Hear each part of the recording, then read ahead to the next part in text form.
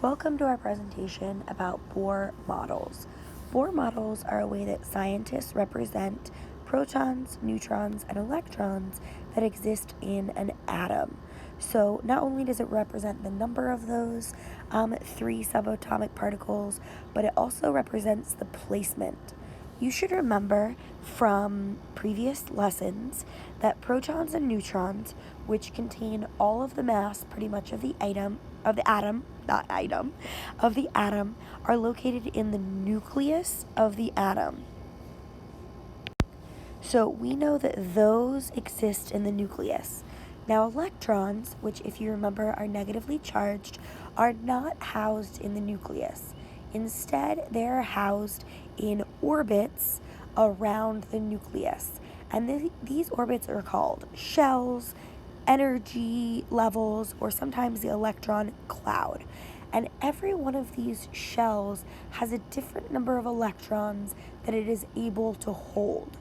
So this is really important for us to know because it helps us know where on the electron cloud or shells electrons are placed.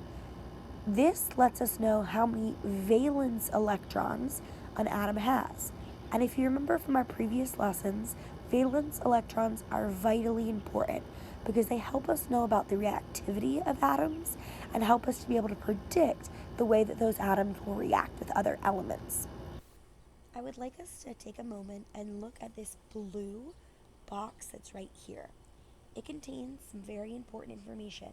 You'll see on the left-hand side that we have the shell or energy level, and then we have the maximum number of electrons that shell can hold. So in the first energy level, we can only hold 2 electrons. In the second energy level, we can only hold 8. And in the third, we can hold 18. However, in this basic level of chemistry, we are going to, for our sake, say that the third energy level can only hold 8. And that is because of a very special property that allows this shell to behave as though it is full when it has 8 electrons. And you'll learn more about the way that these electrons interact when you go into chemistry in your future high school career. So, your parents may have told you who Paula Abdul is. She is a singer from the 90s. She has this great song. It's called Opposites Attract. I love it, and you might have heard that phrase before, that opposites attract. We know opposites attract in magnets, positive and negatives attract, and that also occurs when we talk about atoms. These positive and negative charges attract. Electrons they can't want anything because they're not, alive, right? But electrons, by energy level, right, have to be as close to the center of the atom as possible because those positive charges in the nucleus are sucking in those electrons. And so that's why we would never see some electrons in the third shell when there were none in the first or second, if that makes sense. And along with that idea, once those energy levels near the nucleus are filled, the electrons can no longer fit and they get bounced into those outer energy levels or to the next highest shell. So, I cannot emphasize it enough. Valence electrons are very important. If you have not yet taken biology, you will learn more about how important valence electrons are, especially when talking about carbon, the element of life. And so I just want to take a second to review once again that those valence electrons are the outermost electrons in the outermost energy level or shell, and these are the electrons that determine an atom's chemical properties, its reactivity, and therefore its ability to form bonds and larger molecules. When we talk about an atom being stable or having stability, we mean that that element will not react in most normal situations with other elements. So it does not react with other elements under normal circumstances. And this occurs when its outermost electron shell is filled. So remember, we know in our first electron shell, we have 2 electrons. In our second electron shell, we have 8. And in our third, remember it can really hold 18, but it acts full at 8. So any atom that has 2 valence electrons in its first shell would be considered stable. And so now we're going to talk about some examples of how we are going to do Bohr models. So I'm going to start with lithium. And in order to do lithium, I need to look at my periodic table. On my periodic table, I see that I have 3 protons. I see that because I'm getting it from the periodic table, my electrons are the same. And then lastly, I see that my atomic mass is 7. And in order to find my number of neutrons, I do my atomic mass minus my atomic number, and so I get that there are 4 neutrons. So now with this information, I want to tell you a couple things. When we are doing Bohr models, we represent protons either as 3 plus or as 3p plus. We should know that plus indicates that we have protons because protons are positively charged. For electrons, we would write this as 3 minus or as 3e minus. And then for neutrons, which remember have no charge or are neutrally charged, we would write as 4 and a little 0 or as 4 neutral 0. So we know that inside of our nucleus we have protons and neutrons. So I'm going to draw a box, and this box is going to represent for me my nucleus. And I know that my protons need to go in here and my neutrons need to go in here.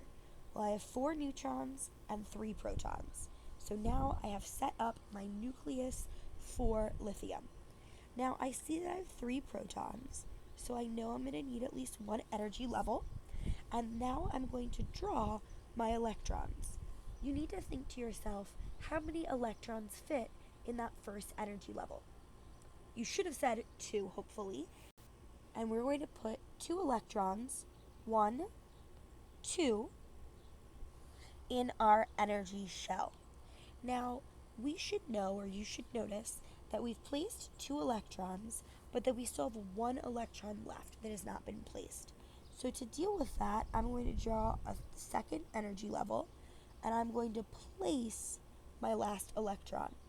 Now, you should know that this little electron that I'm now highlighting yellow is called our valence electron. And remember, these valence electrons are very important because they help us know about the reactivity of this element. Now, with 1 valence electron, lithium would be highly reactive because it does not take very much energy for that 1 electron to leave this atom. So next I would like to talk about oxygen. So oxygen, if you find it on the periodic table, you should see that its atomic number is 8.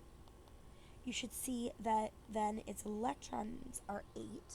And to find the number of neutrons, we need to take the atomic mass minus the atomic number, which will give us 8 neutrons. So now, just like I did before, I'm going to draw my box. Remember, this box represents the nucleus of this atom. So I'm going to put in my 8 protons and my 8 neutrons. Now I need to draw an energy level, and I need to place these 8 electrons. Remember, 2 electrons can go in this energy shell, and then we need to draw another energy shell. Now I want you to pay attention to how I place these next electrons. When you place these electrons, you want to place them in the 4 cardinal directions first: north, south, east, west. So there's 1 electron, 2 electrons, 3 electrons, and 4 electrons. Now, we have 6 electrons that have been placed on our Bohr model, but we still have 2 electrons left. Now that we've placed an electron in each of the cardinal directions, we're going to go and make a pair with our last two electrons. This helps us to easily see that there are 6 valence electrons. And what's really important to note is that this electron and this electron are unpaired. So we have 2 unpaired electrons. And this oxygen atom will be reactive because it does not take that much more energy for this element, for this atom, to gain 2 more electrons. And we'll talk more about this when we get into our bonding section of this class. So now I would like to look at neon. If you find neon on the periodic table, you will see that it has 10 protons, 10 electrons, and it has 10 neutrons. So now I need to go ahead and make my box. Remember, my box is representing my nucleus. So I'm going to put 10 protons, 10 neutrons, and then I need to draw my energy shells. 2 electrons go in the first energy shell, and then I need to place my other 8 electrons first in the cardinal directions. So 1, 2, 3, 4. Now I have 4 more to add. 1, 2, 3, 4. So neon has 8 valence electrons, and you should notice that all of my valence electrons have a partner. So because this outer level is full, this is a stable element. This means it will not react under normal conditions because it is stable, it has the perfect energy level, and it does not need to form bonds or get rid of or gain electrons in order to become stable. So I would like you to go ahead right now and do sodium by yourself.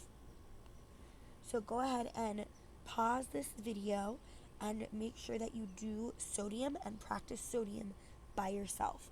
If you need help finding sodium, remember the symbol for sodium is Na.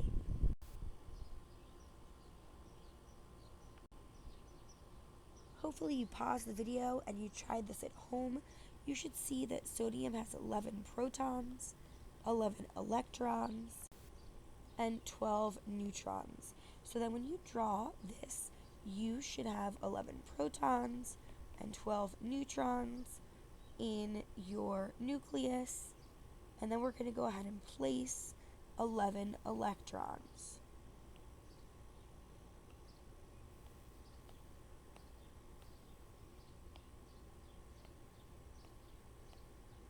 And then we have one more to place. I'm going to place it right here. So I want you to ask yourself, is this sodium atom reactive? If so, how do you know?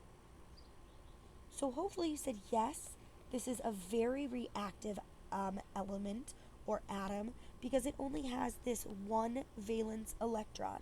And from an energy standpoint, it will get rid of this valence electron so that its inner shell, this next shell here, will be full, and then the atom will be stable. Hopefully this makes sense for you, and you are now going to be expected to be able to draw Bohr models.